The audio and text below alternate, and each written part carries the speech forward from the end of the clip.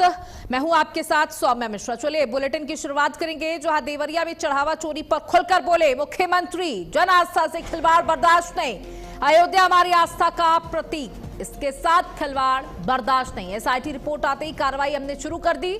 सरकार कार्रवाई को आगे बढ़ा रही है, धैर्य रखिए। गोली चलाने वाले हमें आस्था बताएंगे, दंगा कराने वाले आज आस्था की बात कर रहे। देखिए, मुख्यमंत्री योगी आदित्यनाथ ने अयोध्या में हुए चंदा चोरी मामले में बड़ा बयान देते हुए कहा कि जैसे ही हमें चोरी का पता लगा, हमने एसआईटी का गठन किया और जैसे ही प्रारंभिक रिपोर्ट आई, उसके आधार पर हमने कार्रवाइयां करना शुरू कर दिया है और जैसे जैसे परतें खुलती जाएंगी, कार्रवाई भी ऐसी होगी जो नजीर बनकर पेश होगी। और वो लोग हमें ना बताएं जो दंगा भड़काते हैं, दंगा कराते हैं, आस्था को चोट पहुंचाने वाले आज आस्था की कैसे बात कर रहे हैं। राम भक्तों पर गोलियां चलवाने वाले आज राम भक्ति कैसे कर रहे हैं। मुख्यमंत्री योगी आदित्यनाथ देवरिया में मौजूद थे, जिस दौरान उन्होंने समाजवादी पार्टी का नाम लिए बगैर उन पर बड़ा हमला बोला। मुख्यमंत्री ने कहा कि आस्था के साथ खिलवाड़ हमें बर्दाश्त नहीं है और हम उन सबको बड़ी सजा देंगे जो इस चंदा चोरी मामले में संलिप्त हैं। कार्रवाई शुरू हो चुकी है, एसआईटी का गठन हो चुका है, एसआईटी जांच कर रही है और रिपोर्ट आते ही हमने कार्रवाई शुरू कर दी है। हर एक कार्रवाई की जानकारी आपको मिलेगी क्योंकि भगवान राम हम सभी के हैं। सभी ने संघर्ष किया, लंबा इंतजार किया। जन आस्था से खिलवाड़ बर्दाश्त नहीं होगा। एसआईटी रिपोर्ट आते ही कार्रवाई शुरू हुई है, तो सरकार कार्रवाई को आगे बढ़ा रही और आस्था के साथ खिलवाड़ करने वाले हमें आस्था का पाठ ना पढ़ाएं।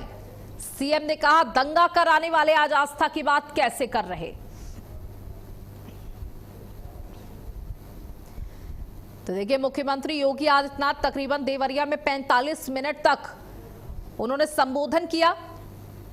देवरिया वासियों को बड़ी सौगात दी और संबोधन करने के दौरान उन्होंने अयोध्या में हुई चोरी का जिक्र किया। उन्होंने कहा, उन लोगों को शर्म आनी चाहिए जिन्होंने इस घटना को अंजाम दिया। एक एक व्यक्ति पर कार्रवाई की जाएगी, किसी को बख्शा नहीं जाएगा, कोई पक्षपात नहीं होगा। चढ़ावा चोरी पर खुलकर आज मुख्यमंत्री योगी आदित्यनाथ ने बयान दिया।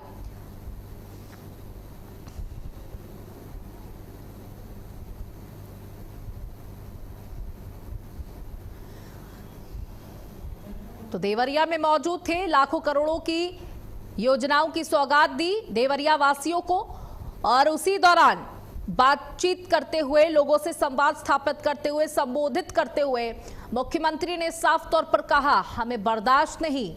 राम के साथ खिलवाड़, राम के साथ जो धोखा हुआ उसका बदला हम लेंगे, एक एक पर कार्रवाई करेंगे। चढ़ावा चोरी मामले में खुलकर बोले मुख्यमंत्री, जन आस्था से खिलवाड़ बर्दाश्त नहीं। एसआईटी का गठन होते ही हमने कार्रवाई शुरू की और ऐसी कार्रवाई होगी कि दोबारा ऐसी हरकत, ऐसी जुर्रत करने का कोई सपने में भी नहीं सोचेगा।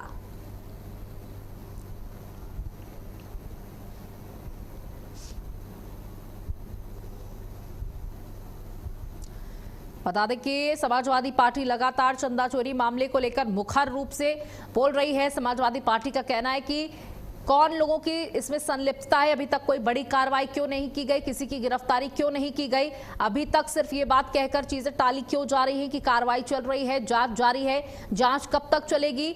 दूध का दूध और पानी का पानी तो पहले ही हो चुका है क्योंकि लोगों के घर से बरामदगी हुई है पैसे की, अभी तक एक भी कार्रवाई क्यों नहीं की गई। इतनी बड़ी चोरी और अभी तक कोई एक्शन क्यों नहीं लिया गया। उसी मुद्दे पर आज मुख्यमंत्री योगी आदित्यनाथ ने ये बड़ा बयान दिया।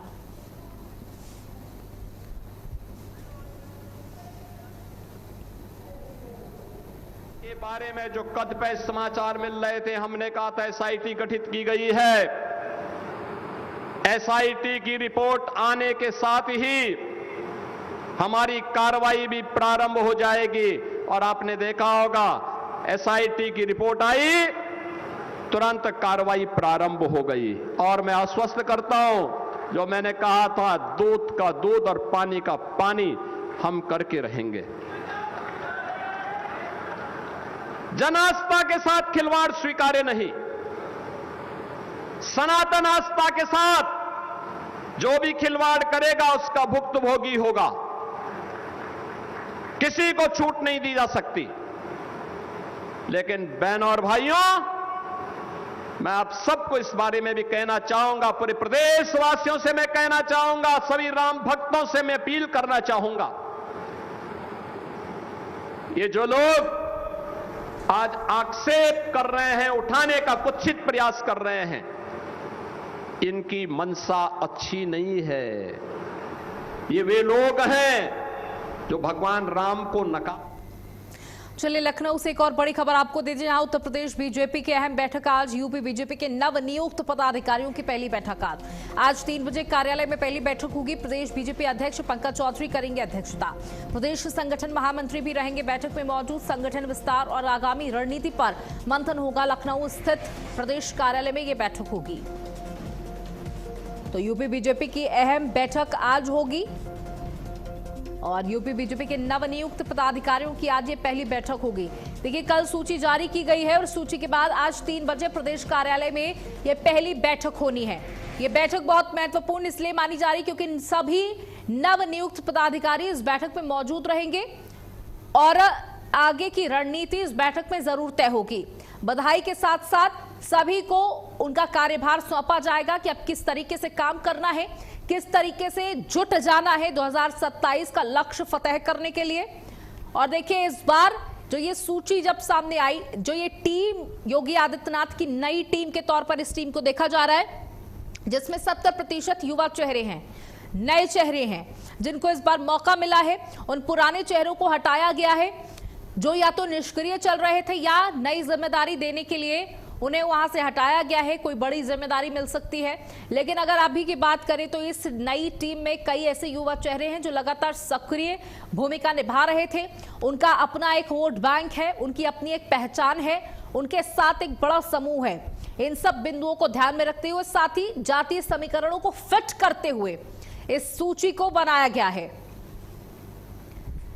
ठाकुर, ओबीसी, ब्राह्मण, पीडीए यानी हर किसी को इक्वल भागीदारी देने का प्रयास किया गया है क्योंकि अपोजिशन किसी भी तरीके से भारतीय जनता पार्टी को घेर ना पाए, इसलिए हर सभी का मिश्रण यहां पर रखा गया है। ठाकुरों को इस सूची में जगह दी गई है, इस नई टीम में जगह दी गई है। ब्राह्मणों के कई चेहरे इस नई टीम में शामिल हैं। ओबीसी यानी पिछड़ा, दलित और अल्पसंख्यक भी इस नई टीम का हिस्सा हैं। महिलाओं को बड़ी भागीदारी दी गई है, बड़ी जिम्मेदारी सौंपी गई है जिससे वो अपनी जिम्मेदारियों का आह्वान करें, उनका निर्वहन करें। और भारतीय जनता पार्टी के पास कहने के लिए भी ये होगा कि उन्होंने महिलाओं की वो सिर्फ बात नहीं करते बल्कि उनकी भागीदारी भी सुनिश्चित करते हैं। तो यूपी बीजेपी की आज अहम बैठक है। दोपहर 3 बजे यानी कि 1 बज रहा है और 1 बजे का समय हो रहा है और 3 बजे, दोपहर 3 बजे ये बैठक होनी होगी। प्रदेश अध्यक्ष पंकज चौधरी इस बैठक में मौजूद रहेंगे। आगे की रणनीति तय होगी, सबको उनकी जिम्मेदारियां बताई जाएंगी कि किस तरीके से अब आगे काम करना है, किन बिंदुओं को ध्यान रखना है, क्योंकि ऐसी 61 सीटें हैं जो भारतीय जनता पार्टी के लिए पिछले 2 से 3 चुनावों में मुश्किल बनकर उभरी हैं। उन सीटों पर विशेष फोकस होगा। उन सीटों को ध्यान में रखते हुए भी कई ऐसे नाम हैं, कई ऐसे चेहरे हैं जिन्हें सम्मिलित किया गया है। बीजेपी प्रदेश अध्यक्ष पंकज चौधरी इस बैठक में मौजूद रहेंगे और कौन से बड़े चेहरे इस बैठक में मौजूद रहेंगे अभी कुछ ही देर में सामने आएंगी चीजें और 3 बजे ये बैठक होगी। तो बीजेपी प्रदेश अध्यक्ष इस बैठक में मौजूद रहेंगे। यूपी बीजेपी की ये अहम बैठक मानी जा रही है। सभी नवनियुक्त पदाधिकारी इस बैठक में मौजूद रहेंगे, सभी महिलाएं इस बैठक में मौजूद रहेंगी। तो नवनियुक्त पदाधिकारियों की ये पहली बैठक मानी जा रही है। पूरा रोड मैप, पूरी रणनीति क्लियर की जाएगी कि अब किस तरीके से काम करना है, किन बिंदुओं पर फोकस करना है, जनता के साथ कैसे कनेक्शन बिठाना है, क्योंकि इसमें कई ऐसे चेहरे हैं जो किसी चुनाव में तो नहीं रहे लेकिन राजनीति में लगातार सक्रिय रहे। और संजीव सिंह हमारे साथ जुड़ चुके हैं, हमारे ब्यूरो चीफ। संजीव, दोपहर 3 बजे ये बैठक होगी और ये बैठक महत्वपूर्ण इसलिए भी है क्योंकि कल ही नई सूची आई है, नई टीम का ऐलान हुआ है। अब आगे की रणनीति तय होगी कि कैसे काम करना है। बिल्कुल आपने सही कहा कि बैठक औपचारिक है, लेकिन इसमें 2027 के चुनाव को लेकर जो है रणनीति पर भी चर्चा की जा सकती है। क्योंकि अगर पिछले विधानसभा चुनाव की बात की जाए या फिर लोकसभा चुनाव की बात की जाए तो ये देखा जा रहा है कि जिन सीटों पर भारतीय जनता पार्टी का बहुत अच्छा परफॉर्मेंस नहीं रहा, तो अब उन सीटों पर कैसे कब्जा पाया जा सकता है, इसको लेकर भी जो है ये माना जा रहा है कि रणनीति तय की जाएगी। तो ये कहा जा सकता है कि प्रदेश अध्यक्ष पंकज चौधरी को बने हुए 6 महीने लगभग हो रहे हैं। 6 महीने के बाद जो है नए जो है कार्यकारिणी में नए सदस्यों को शामिल किया गया है। इस मुख्य कार्यकारिणी में जो है 19 उपाध्यक्ष, 8 महामंत्री और 19 मंत्री जो है शामिल है, यानी कि कुल जो है 64 लोगों की सूची है, जिनमें कि 6 जो है क्षेत्रीय और इसके अलावा 6 मोर्चा के अध्यक्षों के अलावा जो है कार्यालय मंत्री और सहमंत्री भी बनाए गए हैं। तो एक बड़ी टीम जो है ये बनाई गई है और ये काफी उम्मीद भी है इस टीम से, क्योंकि अब आगामी विधानसभा के चुनाव की बात की जाए तो बहुत ज्यादा समय जो है अब बचा नहीं है। तो ऐसे में ये कहा जा सकता है कि जिस तरह से कार्यकारिणी के गठन किया गया है तो 2027 में होने वाले विधानसभा चुनाव में भारतीय जनता पार्टी का काफी अच्छा परफॉर्मेंस भी रहेगा। और इस कह सकते हैं कि ये कार्यकारिणी में जो है सभी वर्गों का विशेष ध्यान रखा गया है, या फिर यूँ कहें कि इस कार्यकारिणी में 27 जो है सामान्य लोगों को जो है तवज्जो दी गई है, सामान्य वर्ग के लोगों को, और जबकि जो है 30 जो है अति पिछड़े वर्ग ओबीसी से हैं, 6 एससी से हैं और 1 जो है एसटी कोटे के पदाधिकारी इसमें शामिल किए गए हैं। तो ये कहा जा सकता है कि सभी जाति और धर्म का जो है विशेष ध्यान रखते हुए इस कार्यकारिणी का गठन किया गया है। और सबसे बड़ी चीज ये भी है कि इस कार्यकारिणी में अगर पूर्वांचल की बात की जाए, यानी कि पूर्वांचल और इसके अलावा जो है अवध क्षेत्र की बात की जाए तो कुल 38 जो है पदाधिकारी हैं, जबकि अगर पश्चिम और ब्रज क्षेत्र की बात की जाए तो 23 पदाधिकारियों को इस टीम में शामिल किया गया है। जी संजीव, देखिए जैसे कि आपने भी बताया कि ऐसे चेहरे शामिल किए गए हैं जो नए हैं, कह सकते हैं, जो बेदाग चेहरे हैं, जो जब जमीन पर उतरेंगे तो उन पर सवालिया निशान उठाना विपक्ष के लिए भी थोड़ा सा मुश्किल हो जाएगा। और उनका अपना एक ग्रुप है, उनका अपना एक गुट है जिसको लेकर के वो जब जमीन पर उतरेंगे तो एक बेहतरीन टीम के तौर पर दिखाई देंगे। बहुत से ऐसे भी लोग हैं जिनको के नए चेहरों को कार्यकारिणी में शामिल किया गया है और साथ ही जिनके पास पहले से कोई पद था, यानी कि जो एमएलसी थे या फिर ये कहा जा सकता है कि जो मंत्री बन गए थे, अब उनको पास जो है एक ही पद देकर जो है कार्यकारिणी में नए सदस्यों को जोड़ा गया है, ताकि जो नए सदस्य जुड़े हुए हैं वो जो है अच्छा काम कर सके।